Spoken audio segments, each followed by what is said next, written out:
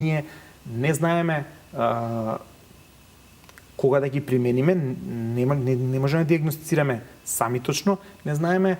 колку долго да ги користиме, не знаеме во која доза да ги користиме, не знаеме во кои ситуации не смееме да ги примениме и да ќе направиме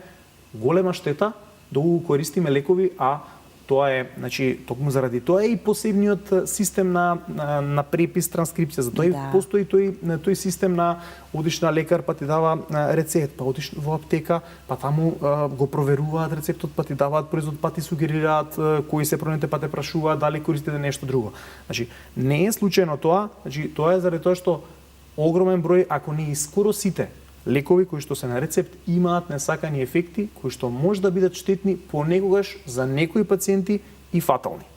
Значи, повеќе штета може да направиме, штетата е сигурна, а ефектот ќе биде само кога го користиме за конкретната индикација која што некој треба да ни ја